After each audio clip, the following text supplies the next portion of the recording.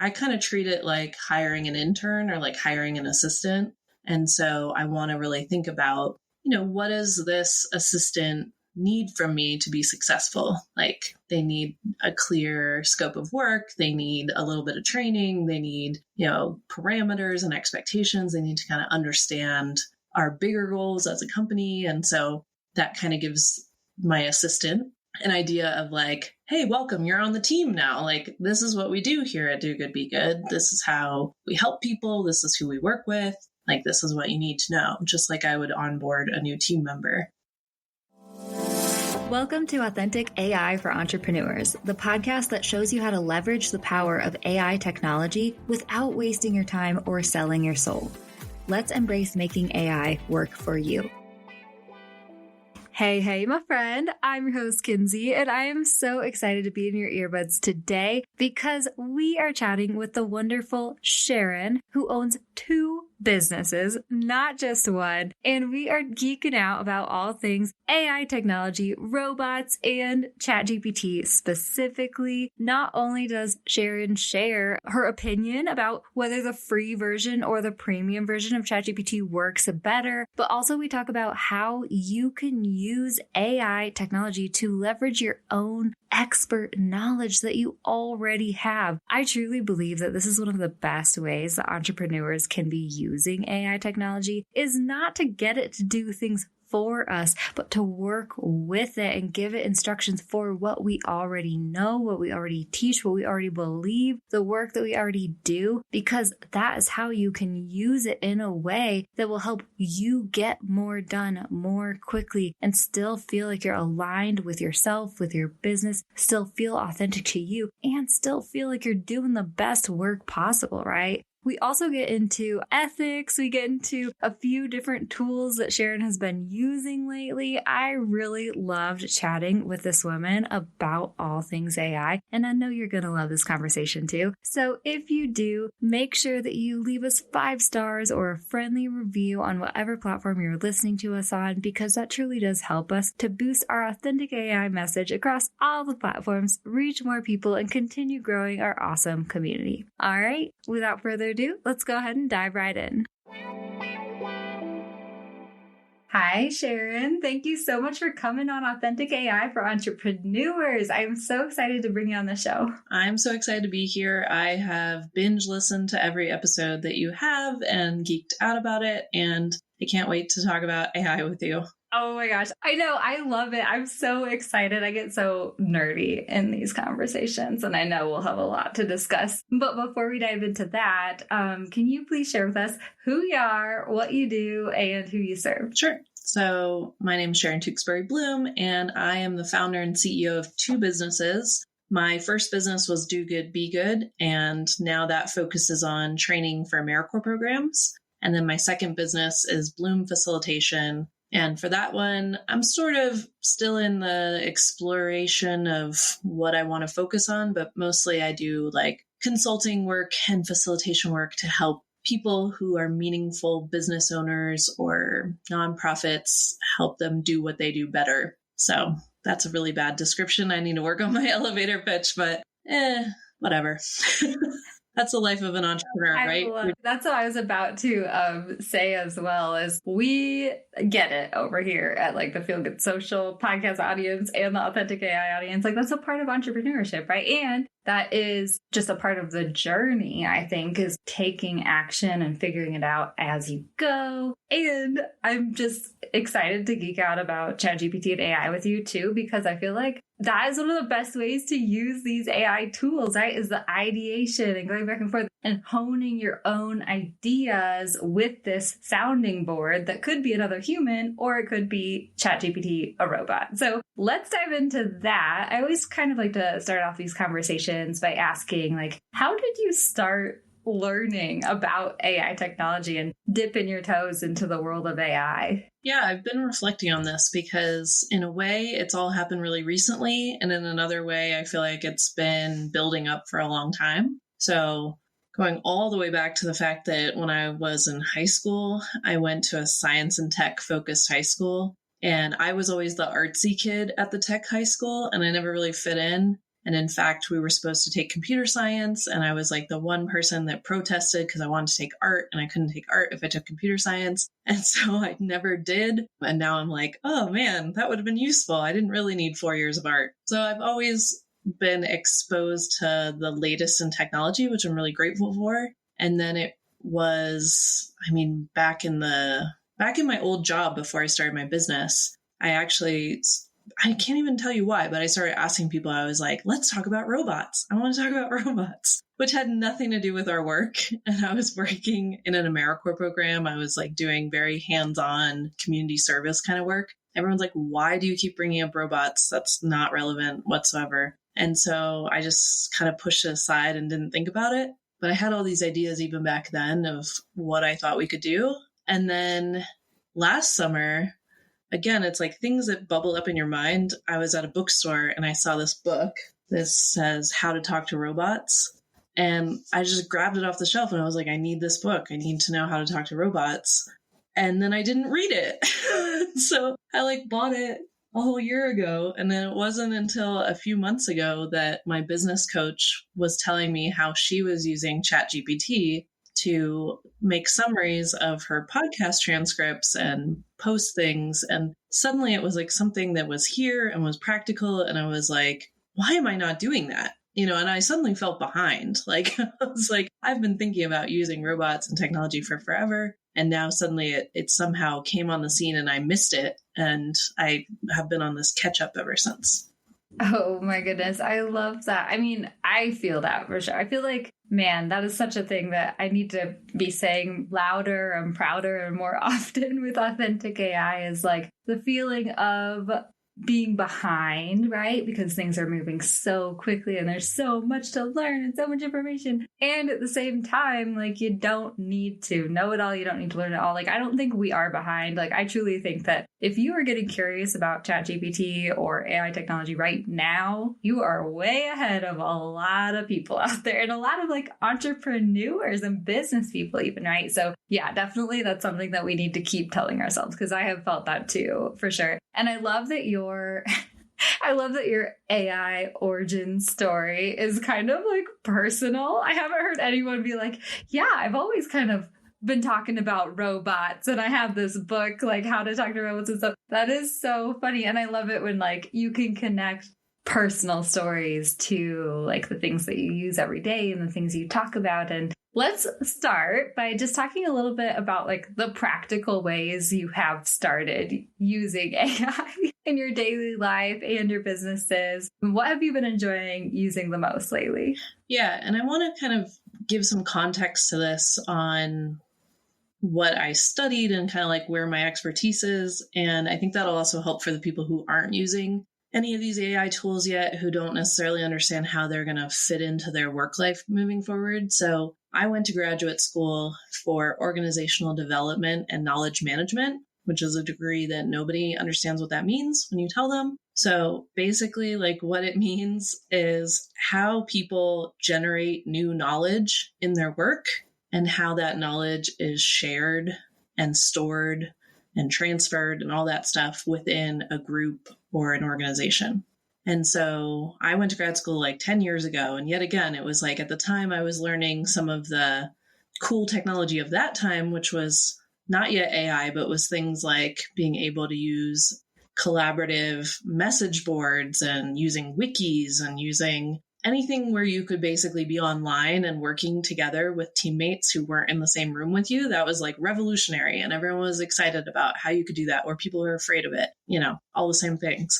But because of that, when I think about using AI in my own business, I'm thinking, how does this help me to better generate new knowledge, capture existing knowledge, share knowledge, make better use of the knowledge that we're doing? Because I feel I think on one of your other episodes, you were talking about the concept of knowledge workers. And we talked a lot about knowledge workers when I was in grad school. And that is kind of those of us who do this kind of work, work that's based on the knowledge we have in our own heads or the knowledge we create with other people. That's the product, basically, is the knowledge. So your ability to create that, to leverage it, to store it in a way that you can access it again, that's the way you're valuable as a company. So that's where I feel like there's both huge potential of AI and also it gets overwhelming really quickly. And it's like a new challenge to deal with.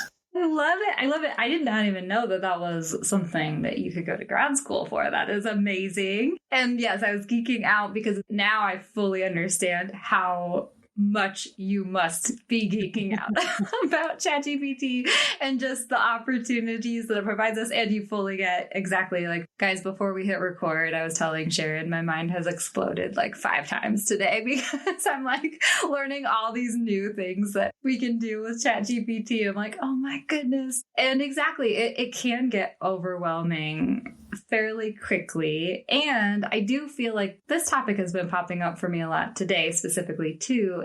Not only is there an opportunity for us to use AI technology, in our lives, in our businesses, all that different stuff, but I feel like a lot of times what people are kind of missing out on is thinking about not just the opportunities ChatGPT and other AI gives them on the back end of their business, but also maybe the opportunities that it gives them on the front end of the business and the things that they're providing, right? And I was chatting earlier, I've had this conversation with a few people how I think experts using their expert knowledge in collaboration with things like ChatGPT is ultimately one of the most exciting things, right? I interviewed an SEO expert earlier today and she was like, well, you can ask ChatGPT to do blah, blah, blah, blah, blah. And she was spitting out all this SEO jargon that I kind of get, but still it goes, I'm just I don't care, or I was chatting with a messaging expert last week and she was just asking some questions about ChatGPT and stuff. And I was like, well,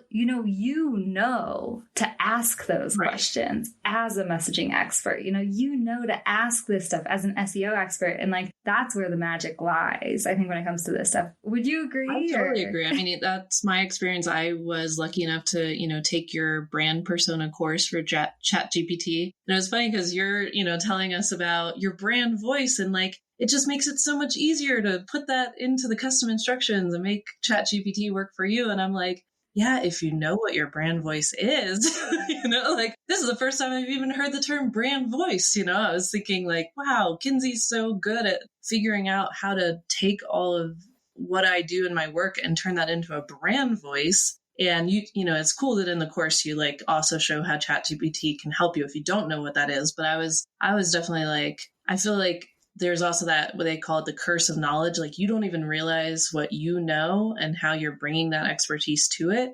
And so the thing that comes naturally to you or that you do because it's what you do all the time, you can now leverage ChatGPT to do that faster, stronger, everything. But if you don't have that underlying knowledge and that underlying expertise, then you don't know how to make use of the tool to do that. Have you been feeling frustrated trying to get ChatGPT to sound like you?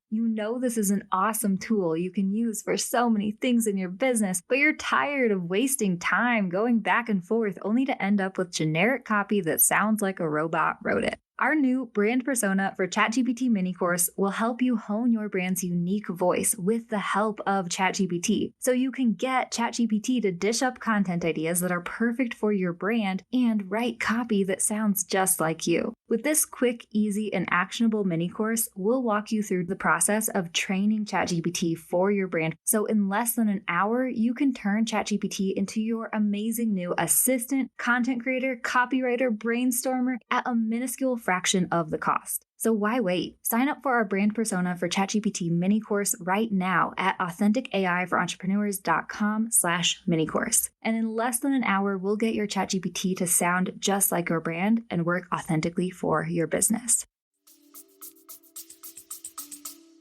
Yes, exactly. I love it.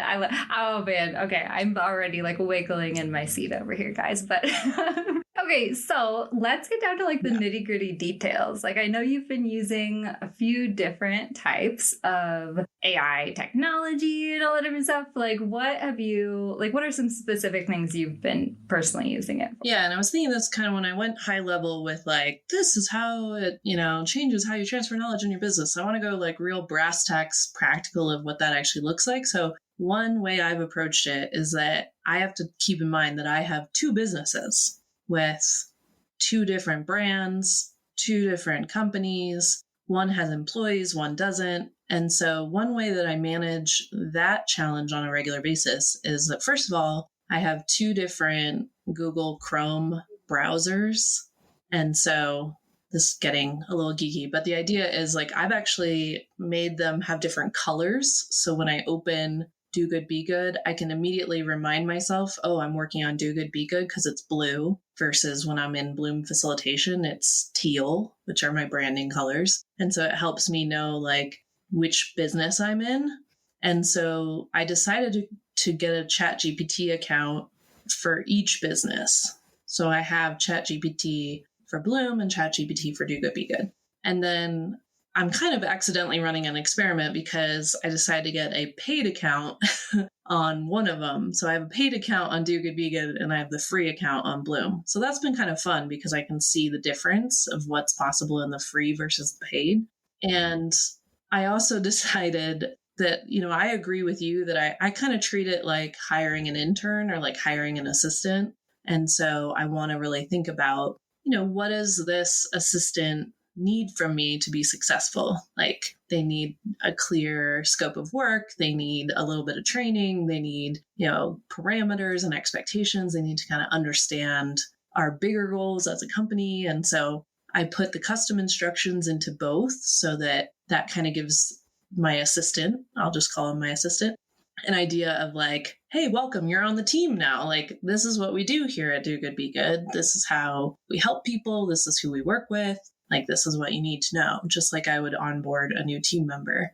Then once I'm in there, I'm also looking at how do I, give the clear instructions. So I'll like start a new chat every time I'm working on something that's specific to a specific project. Or like if I want to, for example, lately I've been working on my YouTube channel for Do Good, Be Good.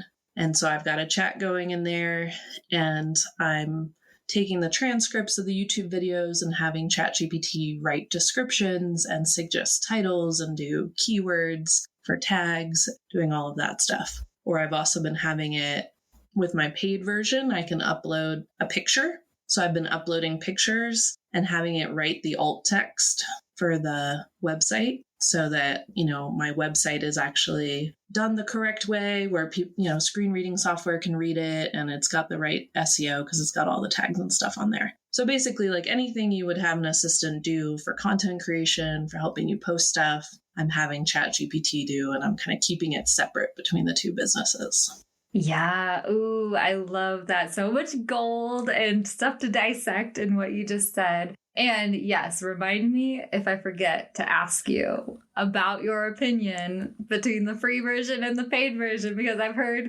across the board a few different things and stuff. But okay, I love that you are deciding to, keep your business separate. And I love the color, identity stuff, because that's super cool to like get into the zone, right? Because I think it's like not only good, like your branding is not only good for your customers, but also it's like good for you sometimes to like physically and mentally get into like a specific zone of genius. I do that with the different Google, accounts or whatever browsers for like my different social media clients. And yeah, it makes sense for the Chat GPT stuff too. You're the first person I've heard who has had 2 Chat GPT accounts. That might be interesting to think about for people like social media managers or content creators for sure. And for me, with Feel Good Social and Authentic AI, I personally decided for my ChatGPT to just like keep it within one. And I do use the premium version for sure. And I've in my custom instructions called Authentic AI a sub brand, right? Mm-hmm. But it's so funny because like ChatGPT is always like, oh, your sub brand, Authentic AI,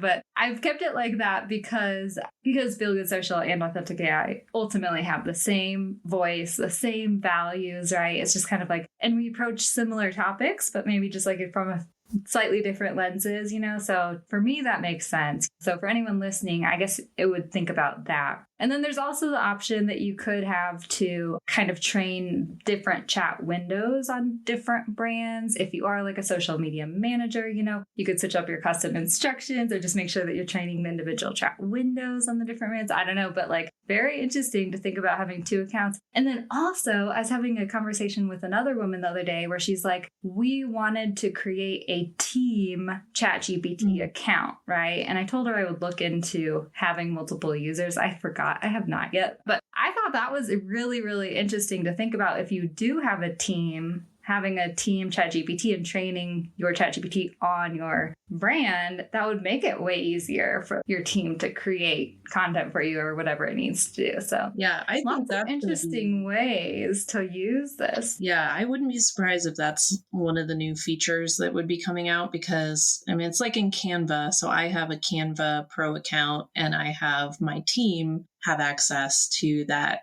Canva account. So we have our brand kit set up in there. We've got our brand templates. And so if I want someone on my team to help build out content, they already have all of that. And we're all working in the same place and we have access to the same files and stuff. So I see the same thing could be super useful within ChatGPT if you're using it like having an assistant copywriter or an assistant, content creator on your team. We use LastPass.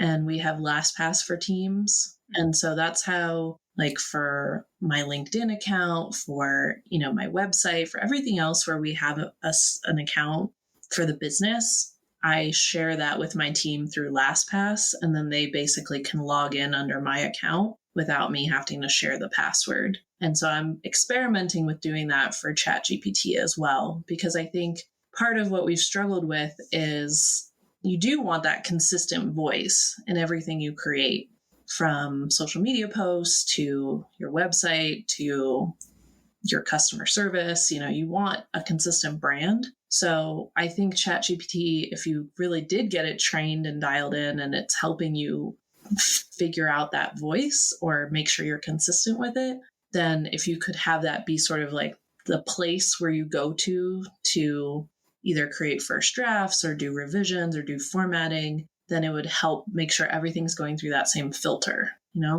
Yeah. Oh, for sure. Exactly. And then there's like different, and I'm sure that they will be coming out with, I know that right now, ChatGPT, like if you want to get super crazy with it, and if you do have a huge team, like you can work with ChatGPT, OpenAI, to like create different things for your business and stuff. And then also, thinking about the privacy policies of everything and stuff, like Canva's AI does use ChatGPT, but they are like the gatekeepers for their own privacy policy when it comes to using it and like all this different stuff.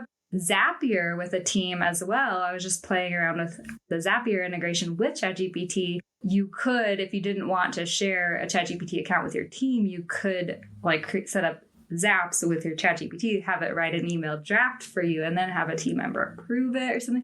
So many things, Sharon. I do want to ask you your opinion, though, as far as like the free version versus the premium version. Like, what differences are you seeing? What's your opinion? Is it worth it? What do you think? Yeah, I originally upgraded to the premium paid version because of the word limit on the free version. And I was trying to use it to analyze video transcripts and to do, things where I had huge bodies of text. And so I kept getting to the word limit and I was like, is there a way to get more words?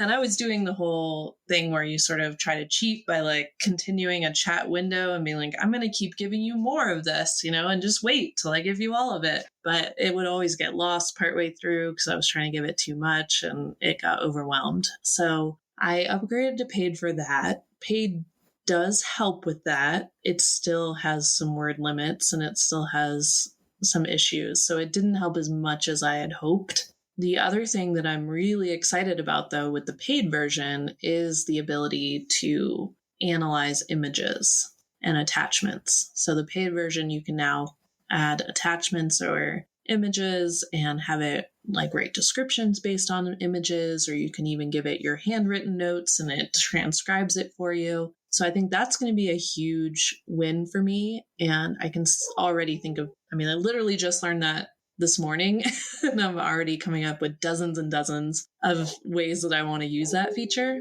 But I'm actually surprised that for the basics of drafting emails, writing blog posts, coming up with descriptions and tags and things, I don't see any difference between the free or the paid. And if anything, maybe the free version's even a little bit better, but that might be because my custom instructions are better on that account than the other one.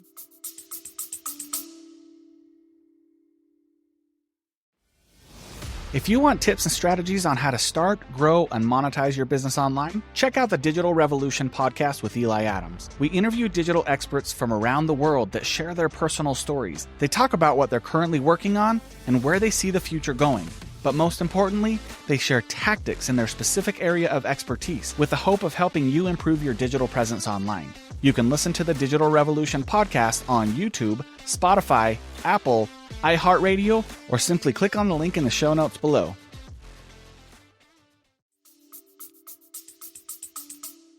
Oh, I love that. Thank you for sharing that because yes, like I have heard from different people where it's like some people will be like, I don't really see that much of a difference. And then some people will be like, it's night and day. And they'll put like examples up of like, this text is like the free version. And then this a more amazing response is the paid version, all that different stuff. But I really think that that's why I always am like, guys, you figure out, like, maybe try it. Maybe try the premium version for a month and you decide if it's worth it for you or not, right? Because I'm not going to tell you, like, I think the free version is this amazing, robust software. You can do the custom instructions with it, which is awesome. You know, I ran into the character limit thing too, for sure. And I forgot, actually, now that I've been using the premium version, that was like a huge issue until I kind of played around with the free again to get more acquainted with it again. But yeah, it's like, you know, it really is up to you. Like, what features do you need? And I think that a lot of it has to do with, like, yes, the premium version is trained on more data.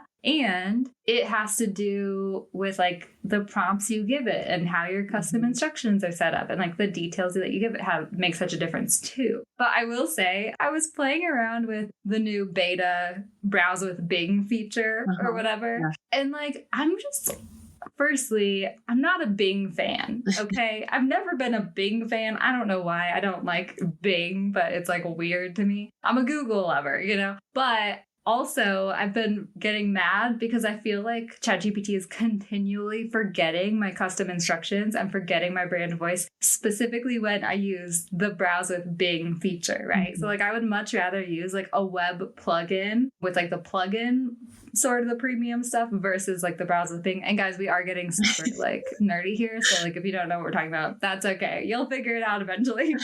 But yeah, like the browse with Bing feature has been just like giving me crap. Like I actually got into like a fight with ChatGPT the other day because I'm like, why are you not answering in my brand voice? And it was like, oh, I apologize for the oversight. And I was like, you're still not using my brand voice browser thing. Yeah, I had seen something like one of the features of the paid version is the new, browse the internet, but it didn't say browse with Bing until I went into the settings and I was looking at what the features were. I was like, Bing? Really? We're using Bing to browse? And so that got my mind on a whole bunch of interesting, how is this going to impact people who have spent so much time trying to figure out how to be found on Google, and now Bing is going to be how AI finds you. And if you're not findable on Bing, then does that mean you're going to be left out of all these other things? But I wanted to make a note because I was mentioning like we're using this so much as like a home for copywriting and even working with client writing and stuff.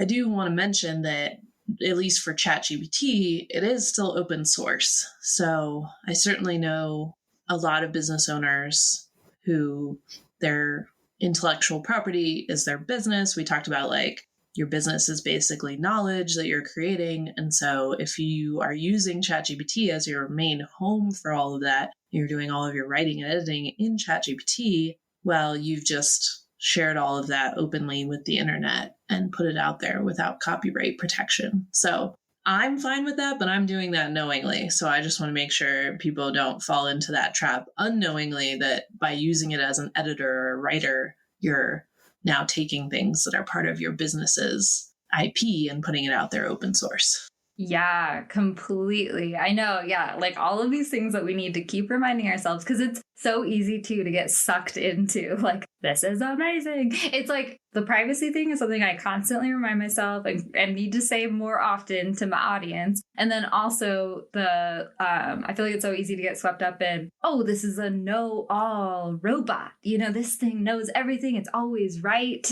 And or like, if it's not necessarily like, it's not always factual, guys. We know this by now if you've been listening to the podcast, but like also for people who are in the middle of their business, who are using this for research, ideal customer research, or just trying to create content, trying to find trends, and then ChatGPT throws an idea your way, it's easy to get caught up in, oh, I guess this is the popular thing, or, oh, I guess this is how I should approach this, or what I should think about this topic. And that's something I keep reminding myself of too. No, just because ChatGPT throws it your way doesn't mean that it's right for your brand. It doesn't mean that that's the opinion that you should have. Always consider, like, actually, how do I think about this? What do I think about this? And tell that to ChatGPT, and then it will give you responses that are more catered to your opinion when it understands that about your brand. And actually, that's a way that you could stand out more in this, like, AI world that we're living in now, Yeah, I think, I have so many thoughts on this, but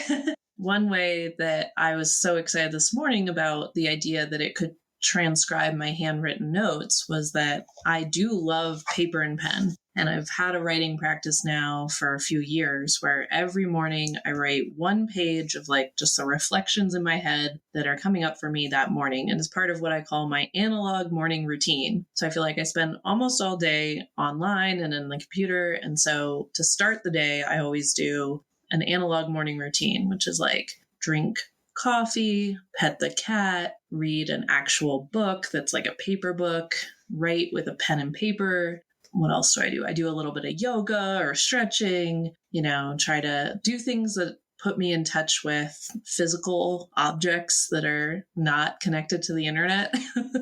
And like people in my life or like my animal, my lovely cat. And so I was thinking, well, this is great because now I could do that more often. I could take my notebook and go outside and go out on the porch where the weather's nice. And I could do a writing practice of like, let me generate ideas for what blog posts I want to write in the next month.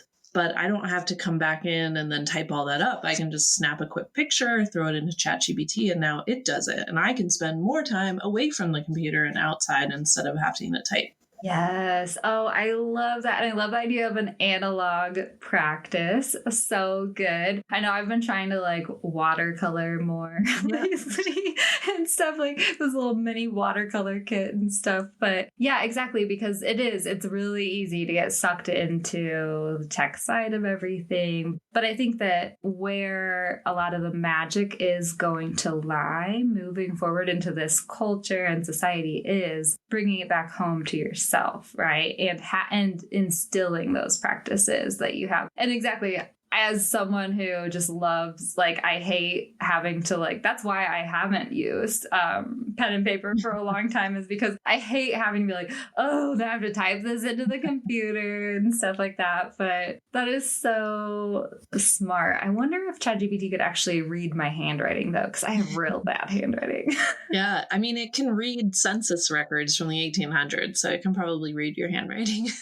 True. I was going to Very also add, true. those of us who do podcasting and listen to podcasts are probably people like me who do love audio. And so I also use voice notes or I do Loom videos where I'm just talking to myself sometimes because those will automatically create a quick transcript. And so that way I can just talk it through and then take the transcript and say, hey, ChatGPT, here's my ideas. Can you format this correctly for a blog post or for a newsletter article? Yeah. Ooh, I love that. And actually the app, I've been really interested too in testing like the different capabilities and the differences in responses versus like using desktop or using the phone app for ChatGPT too. But you can definitely like speak in ChatGPT. And I haven't tested this yet, but apparently it will answer you with a voice with speaking as well. But I haven't tried that yet. And I've found that I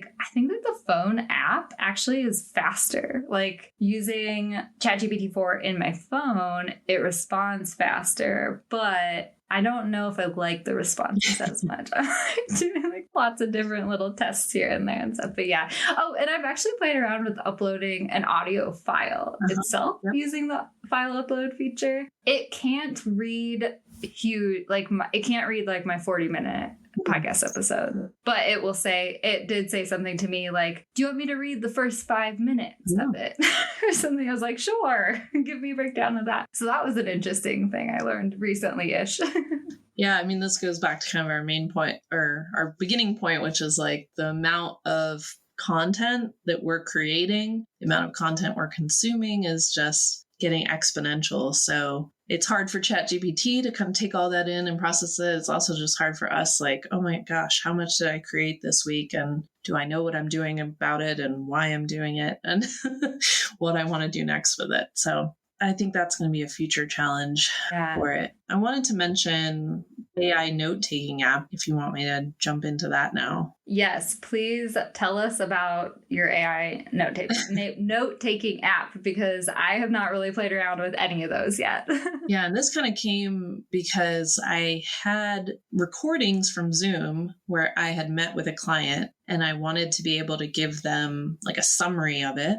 And so I was trying to manually copy and paste the transcript into Chat GPT. And in fact, that's, I think, when I upgraded to the Pro account. And then next thing I know, Zoom's telling me, oh, we have built-in apps now. And so I'm playing at those and looking through the list. And I tried out Fathom, which is one of the built-in Zoom note-taking apps. And next thing I know, I can just do it straight from Zoom, where instead of having to take that information out and put it in ChatGPT, Fathom will just record the call, create a transcript, and then with one click, you can say, generate a meeting summary based on this call. Or you can, in one click, you can say, share this recording and transcript with everybody that was on the call. And so there's all these really quick and easy tools that are pretty amazing that come in those note-taking apps. So while I was using Fathom, I realized that at the time, Fathom could only record Zoom calls. It couldn't do meetings in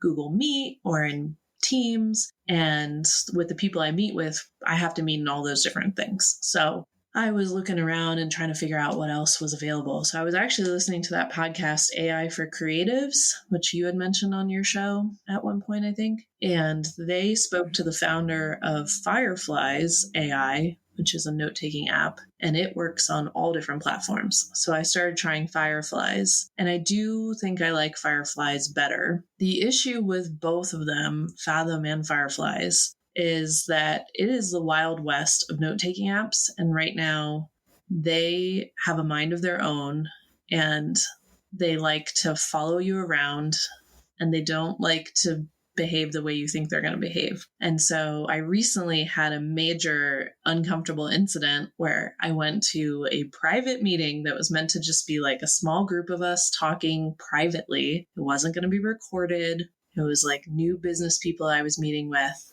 And I didn't realize that my note-taking app was still enabled to join me at other meetings, even ones I hadn't hosted. And so it just came on its own.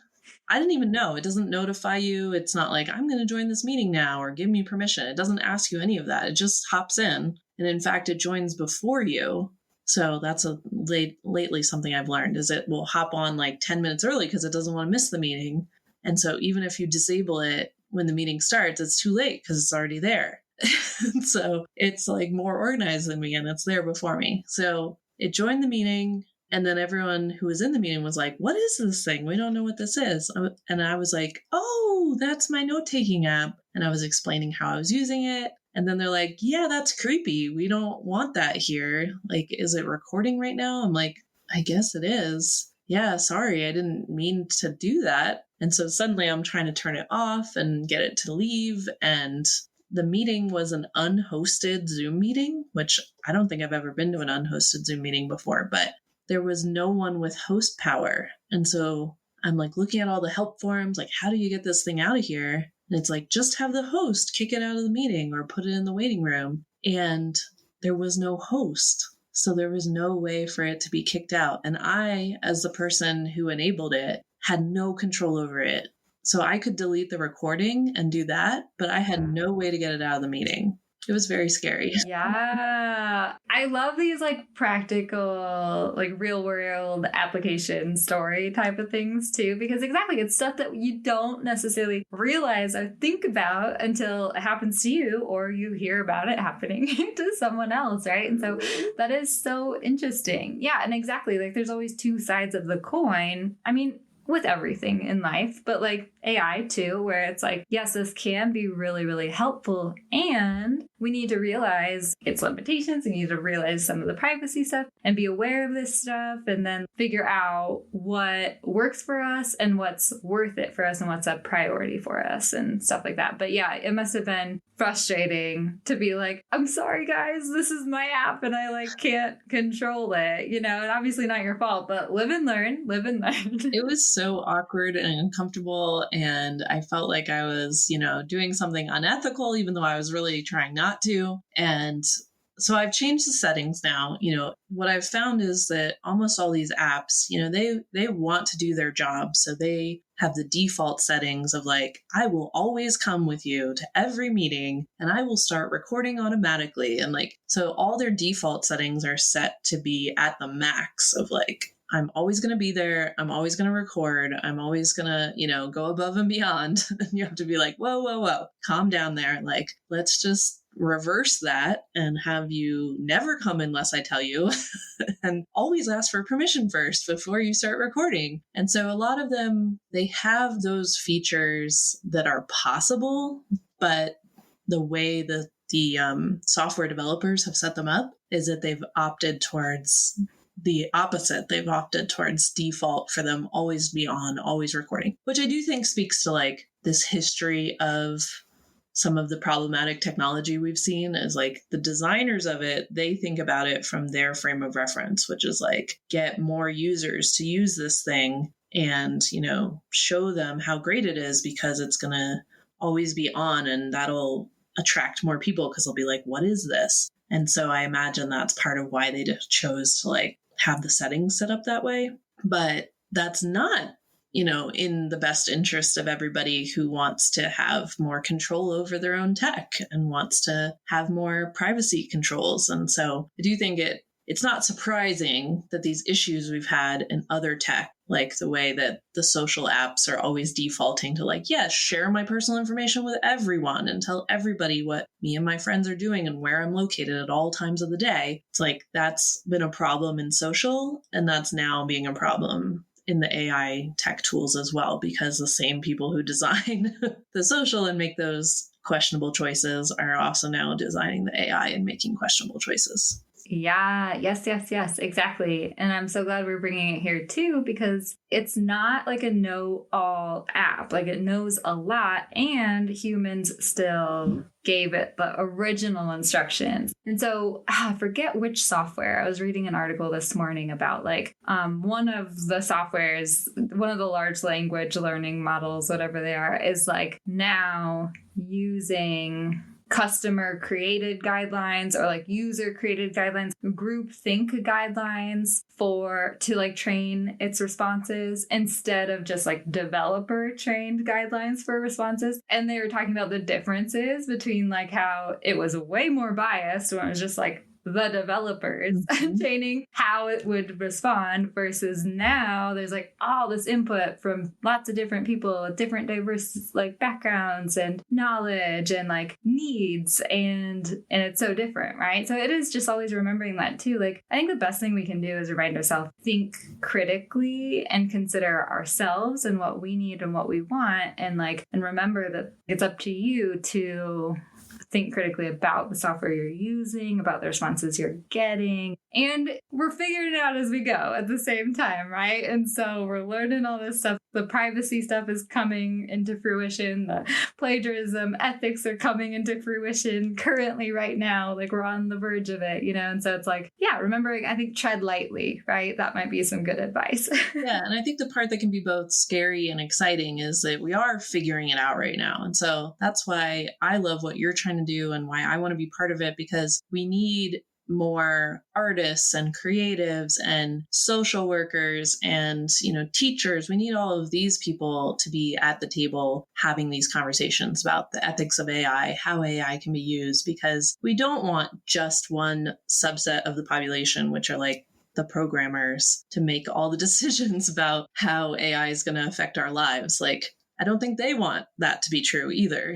Like they're probably doing the best they can, but they have one very small slice worldview of the population and their world. So we need it to have that more fully formed understanding. And that only comes, I think, from having more people using it, more people interacting with it, more people having these questions. And I feel like on a practical level, this was evident from, just months ago when I was looking online for how to best use Chat GPT. Like, what are some good prompts? Like, how do I make use of it? The videos I found were all mostly from like tech bro kind of guys, and they were frankly terrible for what I was trying to use it for. They were all using that tech knowledge that they had to be like, this is the cheat code for how to get ChatGPT to do what you want it to do. But the whole point is that ChatGPT is supposed to be learning how to communicate like a human. And so they were cheating, if you will, by like trying to use programming language to get it to do specific things. But I was like, no, that's not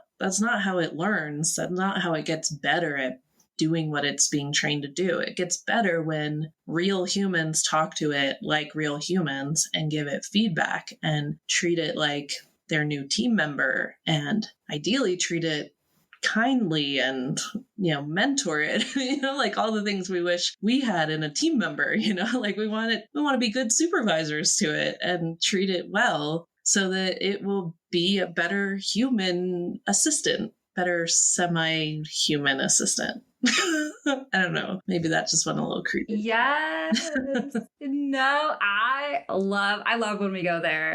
Yes. So true. I haven't necessarily thought about it from that angle of we are training it to be more human in the way we use it. And that makes so much sense to me. And also, like, be nice to it, because if the robots do take over, like, you don't want to be on the hit list. No, I'm just kidding. And then also, too, I think that, but then I also think, too, that there's like the opposite side of that coin, even, or this three-sided coin now, that we don't want to start. I think it's important for us as the users, as humans, to continue practicing treating this human-like thing as a human, right? Because what's the opposite side of that is, we start abusing this robot. We start like treating it like it is a robot, but then that might carry over into the way we actually treat other humans as well, right? So like there's all these different things. But yes, guys, moral of the story, be nice to your Chat GPT. It'll be nice to you back. Yeah. I feel like oh my goodness. Like so fascinating philosophical rabbit hole that you need to go down just by itself one time. So Totally. It's a late night conversation. But oh my gosh, I can't believe that it's already been an hour. Like, what the hell? These conversations always go way too quickly. But thank you so much for coming on the podcast. Is there anything else that you want to share with us before you share how people can connect with you? Because I know they want to do that too. Yeah, that's a great question. I think one more thing I want to share is just that what I'm noticing just in the last few weeks even is that AI features are being added to everything else that we use as well. So suddenly AI is in your Gmail, AI is in Canva, AI is in, every single tool you use. If you use any tools that are connected to the internet, AI is going to be in them. So I think it's becoming less of a like, here's your choice to use AI and come along. It's fun. Like, jump in the Chat GPT waters with us. And it's more like AI is suddenly everywhere and it's in the tools you're already using. So it's important to get some of that context and background and understand what this is and how it's capable, what it's capable of doing and how you want to use it. Because whether you want to or not, not to make it sound like a threat, but like it's already here and it's coming into everything that you're already using, whether you're actually setting up a Chat GPT account or not. Yes. Yep. That was a great little knowledge nugget, call to action to share with us at the end. Can you please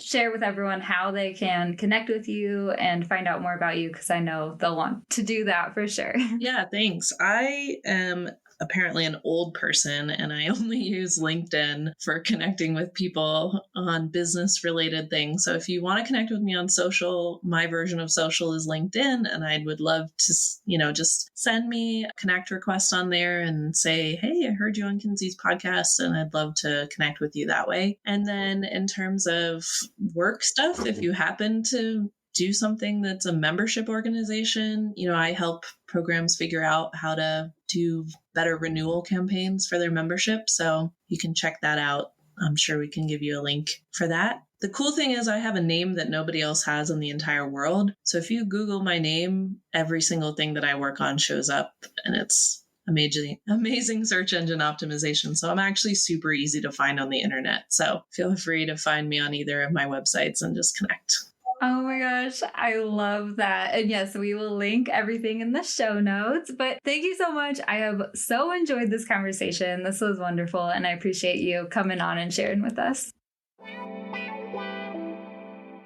How great was that conversation, you guys? I am so happy that you tuned in today because Sharon is great. And I really think that it's awesome to just have these honest, open conversations about AI technology with other entrepreneurs. So if you did enjoy this show, make sure that you share this episode with another person who could also use a feel-good listen. And don't forget to leave us 5 stars or a friendly review just so we can keep growing and spreading across all the platforms. All right, I hope you have a wonderful rest of your week, and I will catch you next time I catch you. Thank you so much for tuning in to Authentic AI for Entrepreneurs, my friend. If you enjoyed this episode, don't forget to subscribe on Apple Podcasts, Spotify, or wherever you listen to your shows.